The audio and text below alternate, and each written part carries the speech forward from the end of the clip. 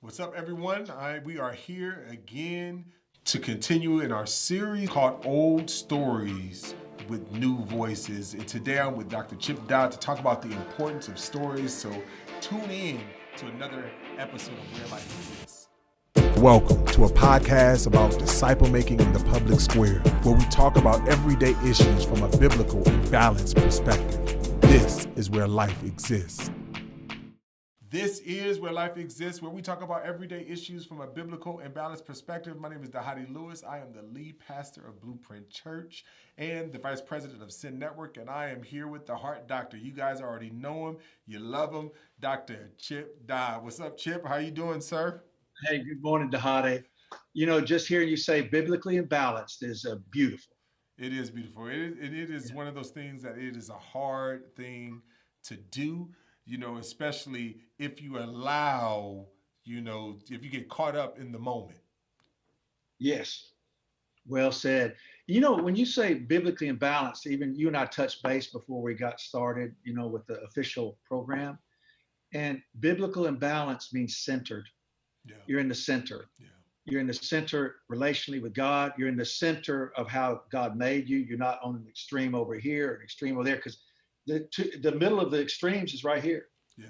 In the heart of who we are. And then the ancient paths, biblical, yes. The ancient stories, how to live. It's amazing. So I love it. I love it. A lot of what we're doing at Blueprint Church right now is that we're walking through a series called Is Anyone Listening? And it's the major message of the minor prophets. And one of the things that we're talking about is the essence and the core of it. And and one of our aims is that we were calling people back to covenant faithfulness, right? To that, what you're saying, that to being centered. And as the minor prophets, we there's a twofold process, right? Our responsibility, one is to be God's messengers, and the other one is God's mediators. And I think that is important. And as they are speaking to the day and the times are in which they're in. And I think in some way, that's what we're talking about, is like, how can we speak as both God's messengers and his mediators, right? How can we, as you say, how can we be centered? And I think that's really an important thing, for us, because the bottom line is that a lot of times life and the stories of our lives can take us off centered. And that's really what I want to talk about, today, is just really talking about how stories impact us, Yes. Both as the people telling the story, the people who are receiving the story, the living the story, all of those things. And so, like, when you hear the word stories or talk about the impact of stories, like what first comes to your mind? When I hear this, when I hear somebody telling about the story, I hear somebody revealing the truth of the experiences of their hearts. Like, this is where I was, and this is what was happening, and this was what was going on inside of me while it was happening. Yeah. This is what my thinking was about my experience, my feelings, needs, desire, longings, and hope. This is where I was. This is what happened, and this is where I am now. And so stories, what they do, they reveal the human experience. They reveal, they reveal the kinship of anybody who will tell the truth about their story. And the stories we remember biblically are all stories about, this is where I was, and this is what happened, what God did with it, and this is where I am now and what God does.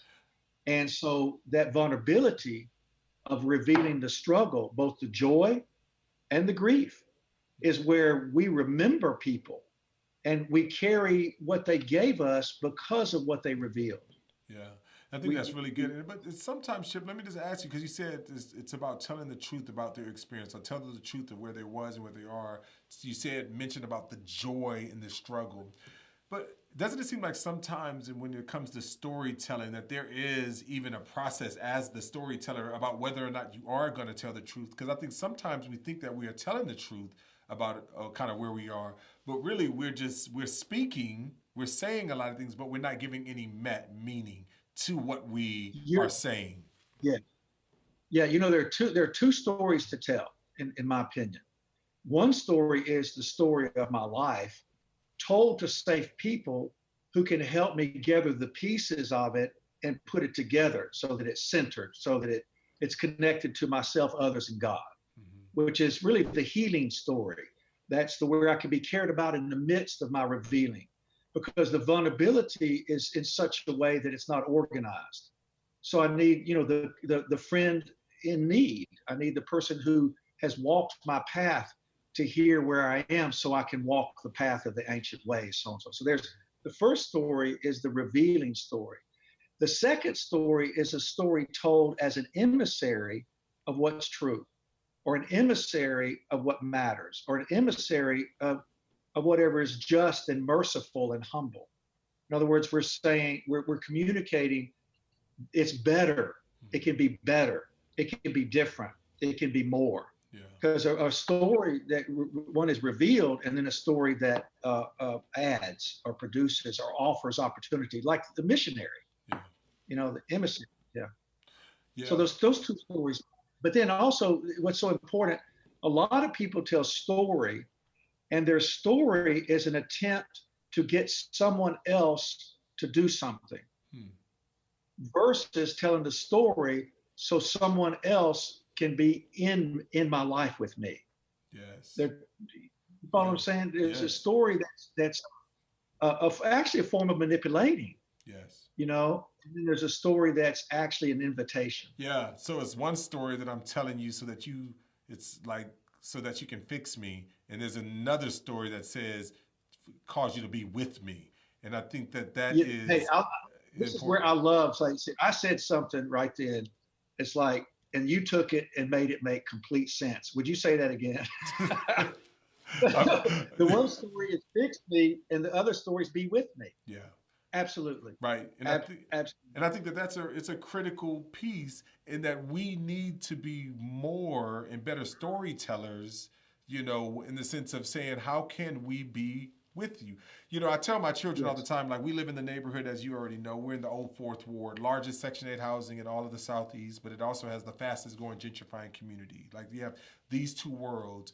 When we moved into this, one of the things that we talk to our children, Angie and I, we talk to our children over and over again, is two things. We said, one, people are people. Like, trying to let them know that everybody has been made in the imago Dei. I don't care if you come from the rich, the proverbial rich side of the tracks or the poor side of the tracks. People are people, and we're going to recognize people has been created in the imago Dei.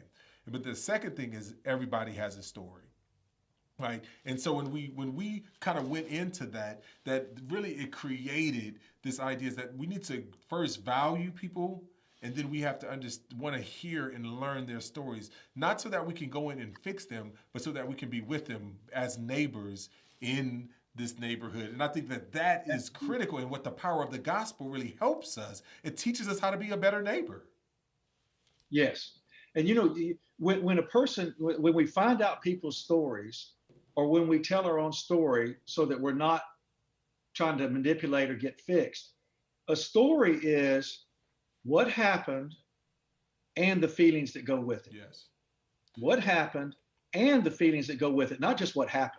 Yes. Because what happened leaves everyone stranded. It's like, so what? How do I be with you in this? Yes.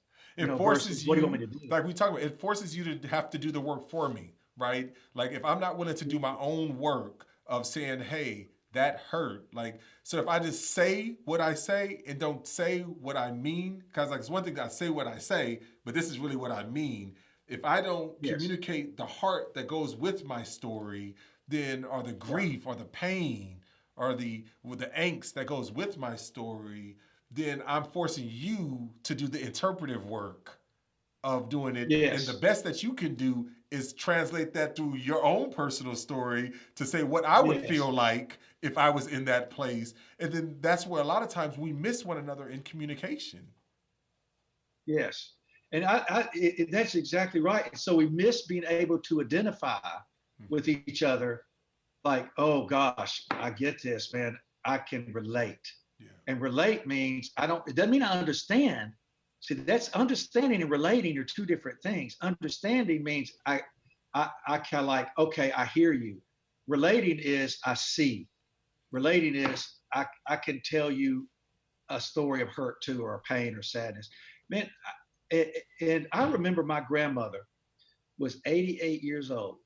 And my father was asking her questions, and all he said was, you know, he called her Octavia was her name. So Octavia, what happened then? And she started telling a story. And before I knew it, she was talking about a time in her life where she was suicidal. And she had already gotten a gun and she had written a note.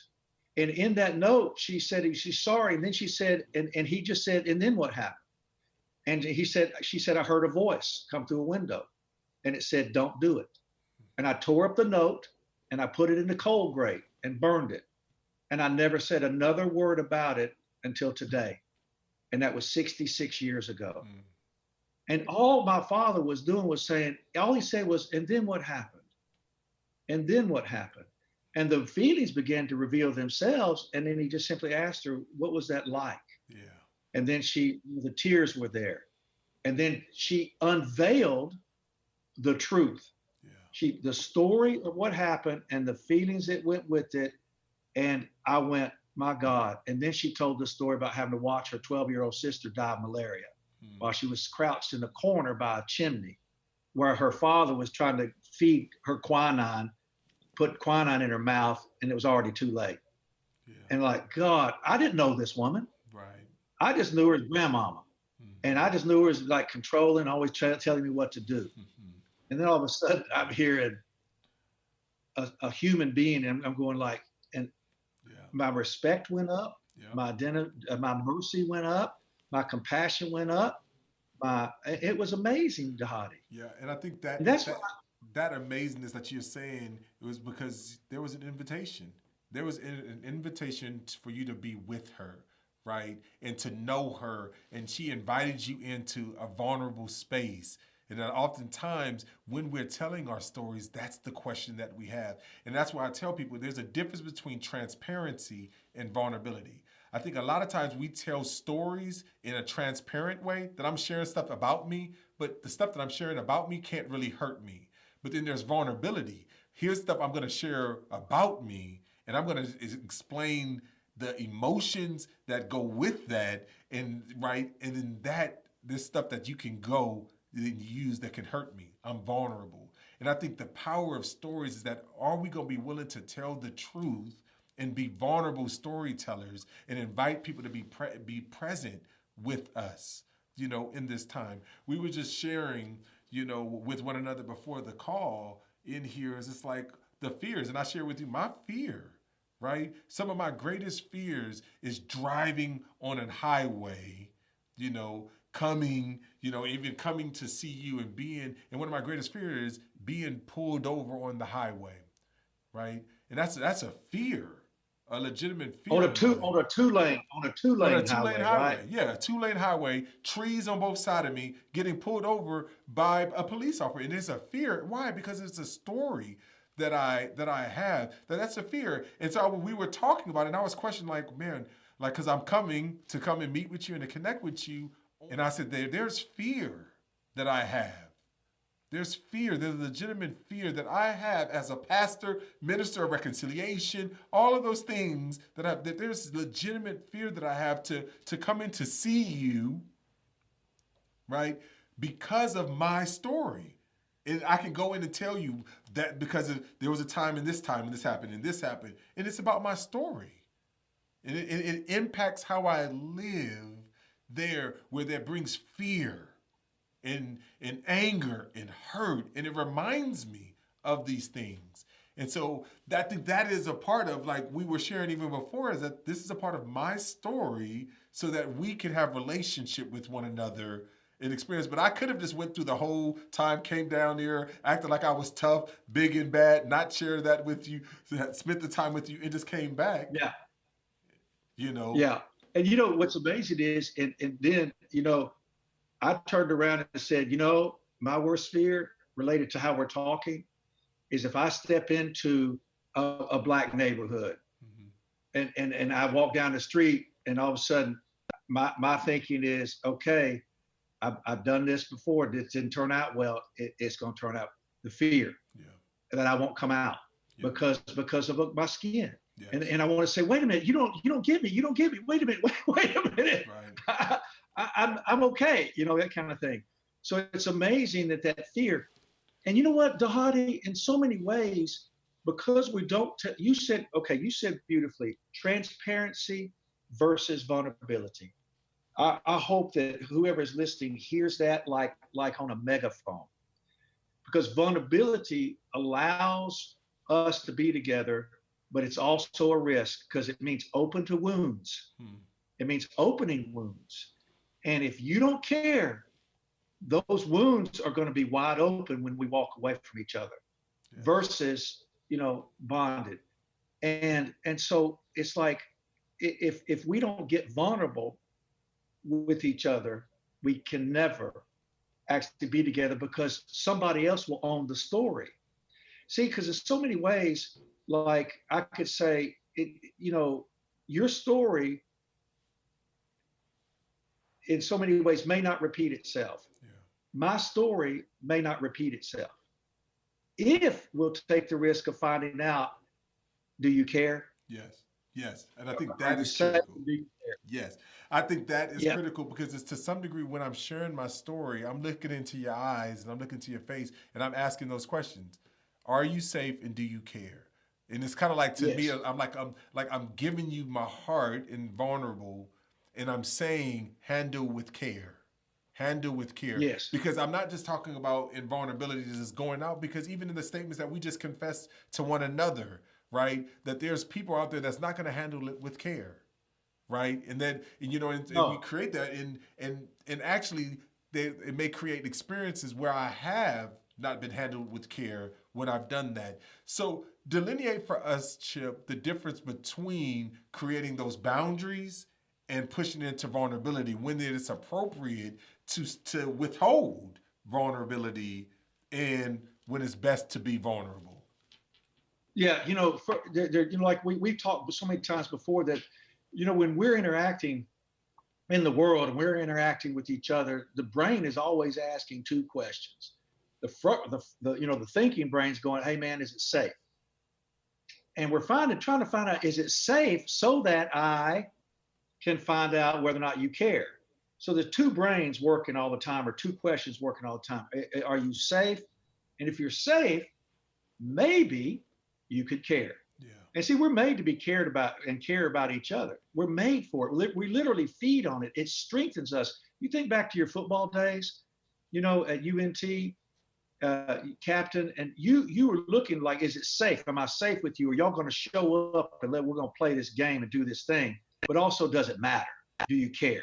You got my back. Yeah. Are we a team? And the team is made up of, we're safe with each other. I can depend on each other, but also it matters to you if I hit that ground. Your hand's going to pull me up, or you're going to watch out for my blind side. Yeah. I mean, they Yeah. call that Yeah. tackle in the NFL blind side tackle. Yeah.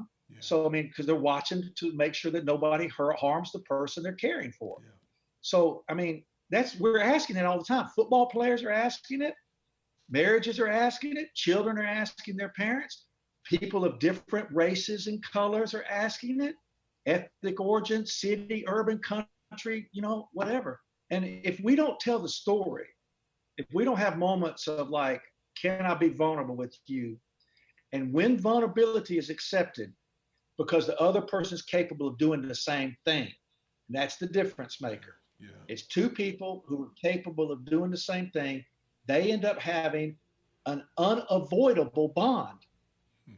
It's unavoidable. It's going to happen because that's how we're made. Does that make Yeah. sense? Makes perfect But if sense. if you shared your story with me, like before we started, and I didn't come back and say, Dahadi, I get you, but I get you differently. I get you on the other side of that equation. Isn't that amazing? And you didn't go, wait a minute, you don't get it. You don't get it. I'm like, wait, what do I, wait, no, I get you so much that I'm going like, I'm scared even right now. Mm. I can see your fear. I can see how that works. And you're going, I can see yours too. We're bonded.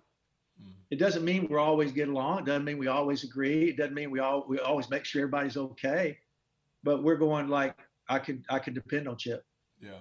or Chip can So depend on me. so differentiate that between, like, if you don't handle with care, and I've had experience, and even the media or the news is telling me that you're not gonna handle my story with care. You're not going to handle my heart, Yes. my vulnerability with care. When is it Yeah. appropriate to establish those boundaries? You know that you said so beautifully, like in the neighborhood. See, because if we don't tell the stories to each other, then somebody else is going to take the story, Yeah. which means they're going to tell us what the story is, and then we're going to start avoiding taking any kind of risk to find out if it's safe and we can care farther than we have before. Yeah. We'll get little groups, but you said you get in your neighborhood, that's where the people are in your neighborhood. So that's where we live, like where life exists. Life doesn't exist outside somebody telling me what it is. Life exists with me experiencing it with you. So I think it's so important that one, we have a boundary with somebody telling us our story. That's good. Number one, so no, you don't tell me my story. You don't tell me how to think, and you don't tell me, how to act. So you don't tell me what's going to happen. I got to find out myself. The number two is, I think with boundaries is like when I tell you my story and you tell me my story's wrong, and I'm telling you where I was, what happened, and where I am now, and I'm telling you the feelings, and you can't tell me I'm wrong. So a boundary is when you start to tell me how I shouldn't feel this way, I shouldn't think this way, how I'm wrong for experiencing life this way, then there's a boundary. It's like I'm not safe, and you're not caring for me. You're trying to get me away from you, or you're trying to make me stop feeling. You're trying to make me stop thinking. So there's the boundaries when we find that we're in that situation. But if we care about somebody, we got to be willing to ask, are you trying to tell me not to feel? Yeah. Are you trying to tell me not to think? And it's like, oh man, I kind of am. Yeah. Because I'm scared of where you're going to go with this or something, whatever. Then we're back to being with each other. Yes. But if somebody will not tolerate the story and the feelings with it, they're not a friend, Dodd. Yeah, man, this is good I stuff. say that, but Yeah, no, I think you're spot on, and I think this is good, and I think, Chip, this is why I value our times each and every Friday, because I think we have the ability to tell the truth about what's going on inside and to be present with one another and create those safe environments. And given that safe place to process, I think that is so critical. And so this is the reason why we're talking about old stories, new voices, right? We are in a day, in a time. The question is that we're going to have to make the decision. Are we telling our stories in order to be fixed, or for someone else to fix it? Or are we telling our stories so others can be present with us?